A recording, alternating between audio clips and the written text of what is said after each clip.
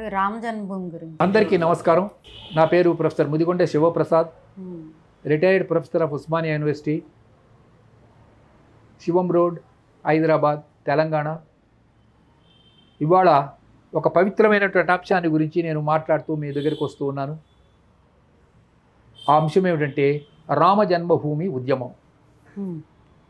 2024 జనవరి 22వ తేదీ భవ్యమైన, దివ్యమైన, సనాతనమైన, పురాతనమైన, నిరంతరమైన, చిరంతనమైన ఒక మహోజ్వలమైన రామ మందిరం 100 కోట్ల మంది ప్రజల ఆకాంక్షలకు, ఆశయాలకు, ఆదర్శాలకు సాకారంగా అయోధ్యలో నిర్మాణమై ఆవిష్కృతం కాబోతున్నది. ఆ శుభ సందర్భంలో దాని గురించి 4 మాటలు చెప్పుకోవాలి. బాబర్ అనేవాడు మన దేశం మీదకి దండయాత్ర చేసినప్పుడు సమర్ఖండ్ నుంచి వచ్చాడు. అతను ఈజ్ అన్ ఇన్వేడర్. ఇక్కడ ఉన్న సంపదనంతా దోచుకొని ఈ దేశంలో ఉన్నటువంటి అనేకమైన దేవాలయాలను వరుసగా ధ్వంసం చేసుకుంటూ వెళ్ళి ఆ పరంపరలో అక్కడ ఉన్నటువంటి ఒక రామాలయాన్ని ధ్వంసం చేశాడు. ఈ రామాలయాన్ని అంత ముందు కూడా మా గ్రీకులు, రోమన్లు, యాకిమీలియన్లు, శ్వేతహూణులు ఇలా వచ్చినప్పుడల్లా ధ్వంసం చేయటం, దాన్ని ఎవరో పునర్నిర్మించడం, విక్రమాదిత్యుల వారు తిరిగి దాన్ని పునర్నిర్మించడం, అదొక 1000 ఏళ్ళు మళ్ళీ నడవటం జరిగింది. ఈ చరిత్ర అంతా ఉంది, ఒక 1500 ఏళ్ళ చరిత్ర. మళ్ళీ దాన్ని ధ్వంసం చేసి అక్కడ ఉన్న సంపదనంతా దోచుకొని వెళ్ళిపోయాడు. ఆ తర్వాత మళ్ళీ ఔరంగజేబు వచ్చిన కాలం మళ్ళీ సెకండ్ కొన్ని 100 దేవాలయాలు నేలమట్టం చేయబడ్డాయి. ఔరంగజేబు వచ్చినప్పుడు మన ఆంధ్రప్రదేశ్కు సంబంధించి మాలికాఫర్ అనేవాడు వచ్చాడు.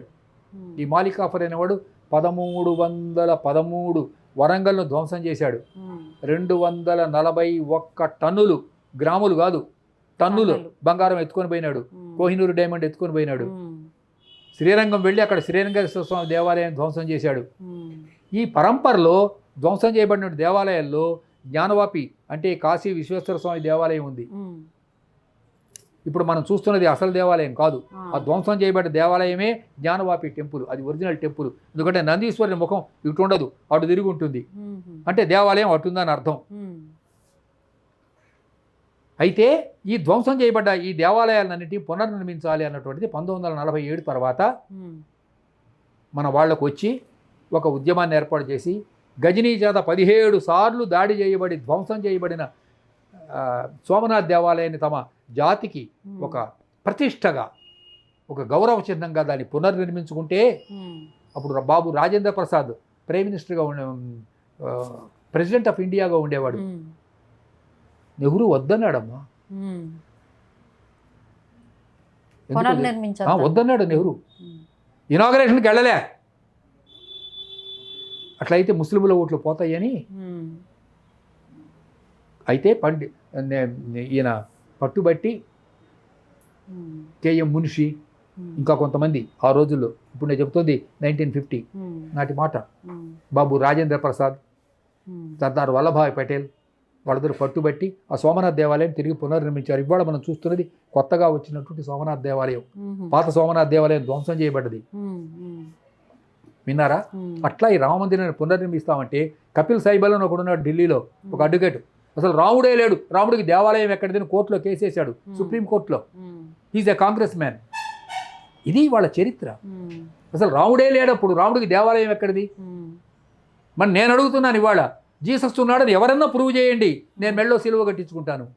Jesus is a myth, it's not a historical character. Jesus ఉన్నాడని ప్రూవ్ చేయండి, చారిత్రకంగా హిస్టారికల్గా ప్రూవ్ చేయండి, అది ఒక ఇతిహాసం అంటే ఒప్పుకుంటా. New testament is an epic, yes, I am accepting it. There is allegory, I shall accept it. There is symbolism, I shall 100% I shall accept there is symbolism. But Jesus, Mary, Joseph, they are not historical characters. అవి కల్పిత పాత్రలు. మరి రాముడు అడుగుతారు, రాముడు చారిత్రకమైన పురుషుడు అయితే నిరూపించండి. వాడెవడో హనీ జాన్సన్ అని ఒకటి పెట్టాడు, రాముడు తండ్రి భూతమా గుర్రమా అని ఒక వీడియో పెట్టాడు. అది చూసి ఎవరో ఒక కోపం వచ్చింది.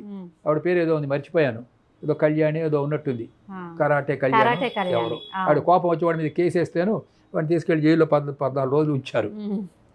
భ్రష్టు పట్టిపోయింది కదమ్మా ఆంధ్రప్రదేశ్ అంతాను. నేను పుట్టినప్పుడు 0.11% కూడా లేరు క్రిస్టియన్స్. 1940 స్వాతంత్రం వచ్చినప్పుడు 0.1%, ఇవాళ 25% క్రిస్టియన్స్ అమ్మా. ఆంధ్రప్రదేశ్లో గ్రామాలు ఇప్పటికీ గుళ్ళ పైన దాళ్ళు, ఆ రథాలను కాల్చివేయడాలు ఇప్పటికీ ఇవి జరుగుతున్నాయి. అందుకని నేను అంటామే, హిందువునికి శత్రువు హిందువు. This is my general statement. హిందువుకు శత్రువు హిందువు. వీళ్ళందరూ ఏం చేస్తున్నారమ్మా? అదే పక్కింట్లో ముట్టాలి వీర శివాజీ, పప్పన్నం భుజించాలి మా చిన్నారి. పక్కింట్లో వాళ్ళు పోరాడాలి, మనం హాయిగా తినాలి. మన పిల్లవాడు మన బాబు బాగా పప్పన్నం తింటూ ఇంట్లో కూర్చోవాలి. కానీ శివాజీ కావాలి, కానీ పక్కింట్లో ముట్టాలి వీర శివాజీ. కాబట్టి ఈ రకంగా ఈ రామమందిర పునర్నిర్మాణం జరిగిన తర్వాత జాతిని సమైక్యం చేయాలని దృష్టితో రామమందిర పునర్నిర్మాణం పెడితే అసలు రాముడే లేదు, పునర్నిర్మాణమే వద్దు, it's politically motivated. Who is this Narendra Modi to inaugurate? మరి ఉద్యమం నడిపింది ఎవరు? వీళ్ళే కదా. ఉద్యమం నడిపిన వాళ్ళు శ్రీరాముడి పేరు మీద ఉద్యమం నడిపింది ఎవరు? రామజన్మభూమి ఉద్యమం. అందులో నరేంద్ర మోడీ ఆయన ఇనాగరేట్ చేసే అధికారం లేదా? As a prime minister is not having any right to inaugurate Rama temple. కాబట్టి ఈ దుర్మార్గులందరూ రాజకీయ పొలిటికల్లీ మోటివేటెడ్గా చేస్తున్నటువంటి ఈ పాపాలన్నింటినీ హిందువులు ఎందుకు క్షమించాలి, సహించాలి అని నేను ప్రశ్నిస్తున్నాను. మరి మనకి ఇన్ని పీఠాధిపతులు ఉన్నారు కదా గురువుగారు, స్వామీజీలు కానీ చాలామంది ఉన్నారు. మరి వీళ్ళంతా కలిసికట్టుగా పోరాడే ఇది ఉండొచ్చు. కలిసికట్టుగా పోరాడాలి కొంతైనా మార్పు కోసం, దాడులను అడ్డుకునేందుకు కానీ. అద్వైత పీఠాలు, విశిష్టాద్వైత పీఠాలు కలిసి పోరాడతాయమ్మా. మరి హిందూ ధర్మాన్ని కాపాడండి అని చెప్తున్నారు కదా, వస్తున్నారా వాళ్ళు రోడ్డు మీదకి రావాలా? ఆ విషయంలోనే పాస్టర్స్ని మెచ్చుకుంటా. I appreciate pastors. వాడు పొద్దున్నే ఒక సంచి తంగా తెలుసుకుంటాడు, నల్లటల పుస్తకం చేతితో పట్టుకుంటాడు, హల్లెలూయా హల్లెలూయా అంటూ డోర్ టు డోర్ తలుపు కొడతాడు. మరణాథ అంటే ఏంటి? మరణాథ అట. వెళ్తాడు. అదిగో ప్రళయం రాబోతున్నది, ప్రళయం రాబోతున్నది, రెండవ రాక చేరువ అయి ఉన్నది. రెండవ రాక అంటే అసలు మొదటి రాకే లేదురా బాబు అని చెప్పేవాళ్ళతో నేను. అసలు మొదటి రాకే లేదు, రెండవ రాక ఎక్కడిదిరా? ఉంటే చూపించు. ప్రతి తలుపు తడతాడు, బలవంతంగా చెప్తాడు. వాళ్ళ ముఖాన్ని ఉమ్మేసినా సిగ్గుపడ్డు, తుడుచుకుంటాడు. ఎందుకంటే అంత కర్తవ్య నిష్టతో వాళ్ళు డోర్ టు డోర్ క్యాంపెయిన్ చేసి గ్రామాలు మతం మారుస్తుంటే మన పీఠాధిపతులకు నేను కొత్త పేరు పెట్టానమ్మా, కోపం వస్తే రానివ్వండి. వీళ్ళ పేరు పాదపూజానంద స్వాముల వారు. పాదపూజానంద వీళ్ళ పేరు. వాళ్ళకంతే పాదపూజలు చేయించుకోవటం, ఏదో భక్తులు ఎవరన్నా వస్తే కాస్త బ్లెస్ చేయటం, పంపటం. సామాజిక సమరసత కోసం సమాజంలోకి చొరబడి ఒక విద్యారణ్య స్వామిలాగా, ఒక సమర్థ రామదాస స్వామిలాగా ఎంతమంది పీఠాధిపతులు ఇవాళ బయటకు వస్తున్నారమ్మా. వాళ్ళు రోడ్డు మీదకి రావాలే, పెద్ద పులిని బోన్లో పెట్టి తలిపేస్తే కూర్చున్నట్టుగా. Why are sitting in your cages and caves? Come out from your clutches. Is it not your basic duty to protect, preserve and propagate Hindu dharma? ఇంకో 4 రోజులు ఉంటే మీకు పాదపూజ చేసేందుకు ఎవరు వస్తారు? మనుషులు ఎవరు లేరు, ఇంకా మిగలరు. ఎవరు? రాళ్ళు వేసిపోతారు. ఇంకా అప్పుడు మీ పీఠాలు మిగలవు. అప్పుడు పీఠాలు ఉండవు. కొయ్య పీఠలును చెక్క పీఠలు. పీఠలు లేనప్పుడు ఇక పీఠాధిపతులు ఎక్కడ మిగులుతారు? దయచేసి ముదిగొండ శివప్రసాద్ మీద కోపం తెచ్చుకోవకండి. ఇది ధర్మాగ్రహం, సత్యాగ్రహం, సత్వాగ్రహం అంటే మిమ్మల్ని అవమానించడం కోసం మాట్లాడుతున్న మాటలు కాదు. మీరు మహాపురుషులు, మీరు తపస్సంపన్నులు. మీ తపస్సు భువ సువహ అన్ని లోకాలు వ్యాపించింది, నాకు తెలుసు. కానీ ఎదురుగా ఉన్నటువంటి వాడు, అరే వాళ్ళు ప్రతి ఇంట్లో ఒక క్రిస్టియన్ దూరిపోయాడమ్మా. ఇప్పుడు లవ్ జిహాదీ అమ్మాయిని ఎత్తుకొని పోతున్నారు. మా బంధువుల పేర్లు చెప్పమంటారా కొన్ని? ఎంతోమంది అమ్మాయిని ఎత్తుకొని పోతున్నారు. ఎన్ని అబ్బాయిలను ఎత్తుకొని పోతున్నారు, కిడ్నాప్ చేస్తున్నారు, విదేశాలకు అమ్ముతున్నారు, హ్యూమన్ ట్రాఫికింగ్ జరుగుతున్నది. ఎవరు రక్షించాలమ్మా హిందూ సమాజాన్ని? కాబట్టి ఈ దుర్మార్గాలను ఎదుర్కోవడం కోసం మన పీఠాధిపతులు సామూహికంగా, సంయుక్తంగా కలిసి కదిలి సమాజంలోకి రాకపోతే, ఒక ముదిగొండ శివప్రసాద్ లేకపోతే ఒక టీవీ ఛానల్ గట్టిగా అరిచినంత మాత్రాన ప్రయోజనం ఉండదు. ఉంటుంది, ఏదో కొంత పర్సెంట్ ఉంటుంది. ముదిగొండ శివప్రసాద్ చెప్పిన దానికి, నిజంగా సన్యాసం పుచ్చుకున్న ఒక పీఠాధిపతి చెప్పిన దానికి తేడా లేదా? వాళ్ళు చెప్పింది ప్రభావితంగా ఉంటుంది, 190 మంది మీద వాళ్ళ యొక్క ప్రభావం పడుతుంది.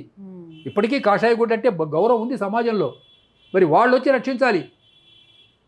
ఏమిట్రా ఈ పిచ్చి ఇది వెర్రి వేలం వెర్రి అన్నట్లు. ఏమిటి మతం మార్పుళ్ళు? మీ నాయన పేరు కోట్లింగం, మీ అమ్మ పేరు సుబ్బమ్మ, నువ్వు రాత్రి కలిసి ఎట్లా అయిపోయినావు జోసఫ్వి? నువ్వేమన్నా జోర్డాన్ నదీ తీరంలో పుట్టావా? నువ్వు తాగుతుంది కృష్ణానదీ జలాలు, నువ్వు తింటున్నది హిందూ ఫుడ్, నువ్వు పీలుస్తున్నది భారతీయమైనటువంటి వాయువు. ఈ నూతనంగా వీచినటువంటి ఈ భారతీయ జలాలలో, పారుతున్నటువంటి భారతీయ జలాలలో నూతనమైన ఈ లేత పవనాలను నువ్వు పీలుస్తూ నువ్వు విదేశాల పాటలు పాడుతున్నావు. This is a political conspiracy. There is nothing to do with religion. విన్నారా? కాబట్టి ఈ విషయం చెప్పవలసిన బాధ్యత మా మీద ఉంది, మీ మీద ఉంది, పీఠాధిపతుల మీద ఇంకొంచెం ఎక్కువ ఉంది. మరి పరిపూర్ణానంద స్వామి లాంటి వారు కూడా ఎందుకు మౌనం వహిస్తున్నారని నీ ప్రశ్నకు కూడా నేను మౌనం వహిస్తూ ఉన్నాను. కారణం ఏంటి?